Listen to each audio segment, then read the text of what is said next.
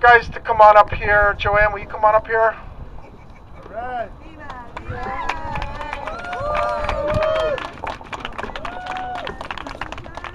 Joanne, come on up here. Good afternoon, everybody. Well, Ricardo couldn't come. He had a mandatory job training he had to do, and jobs are really hard, so he had to do what he needs to do, which we all do. We all know that sometimes we can't be here. He's here in spirit. So I was asked to give a talk. So my name's John Steinbach.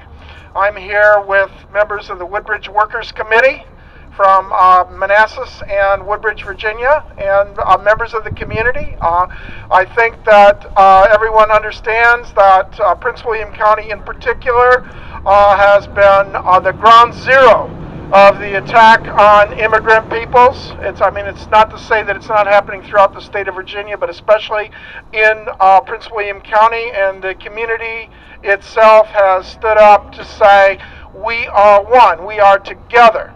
And we're here today together on the anniversary of Dr. King's birthday. Yeah. And remember that he was killed marching with garbage workers. That's right. And somebody talked about the fact that the movement was split, that there were people in the movement that were more militant than Dr. King.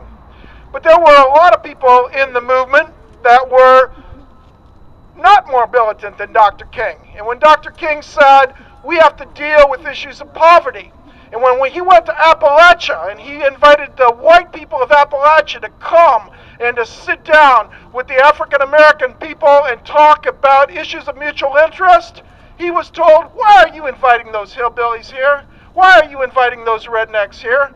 And Dr. King said, we are in this together. That's right.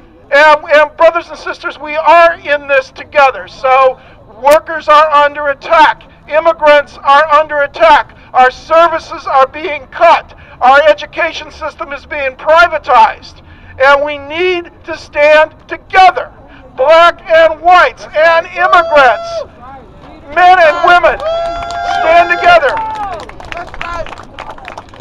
As we honor Dr. King, we must see that the injustices that we are fighting today are all related. He taught us that. They have roots in ignorance, racism, and fear.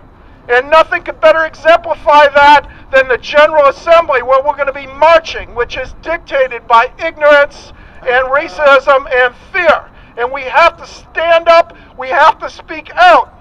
Hundreds of years ago, our enslaved African sisters and brothers were kidnapped from Africa, and they resisted, and they endured till today the world's most reprehensible acts of justice, a black Holocaust. 20 million people on the Middle Passage, maybe 5 million people dead, 60 million, unprecedented, but we resist. Our African American sisters and brothers continue to resist. We need to be in solidarity in the struggle. We're going to be marching here in a few minutes to a parking lot that is sacred ground.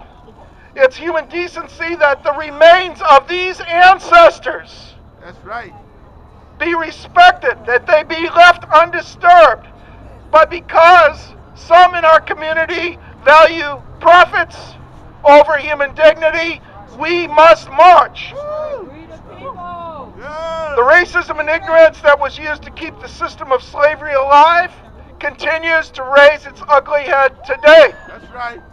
Up in Prince William County, our Human Rights Commission, which is an independent commission, said that in Prince William County they're trying to turn the clock back to the 1950s and the worst aspects of Jim Crow, but this time they're targeting the immigrant people. That's right. The people that are the most oppressed, the people that are the most vulnerable. And you know, if Dr. King were alive, you know where he would be. That's right. You know where he would be. He would be out here with us in the streets.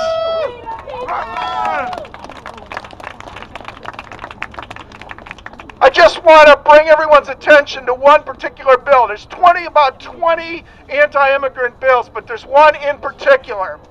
It's a proposed ban that any student who does not have proper immigration authorization will not be permitted to attend any institution of higher learning, community college, or university, if you don't have the documentation. So, as a teacher, I just want to tell you that I see immigrant kids, who may or may not have documentation, and they work hard, and they study hard, and they get good grades.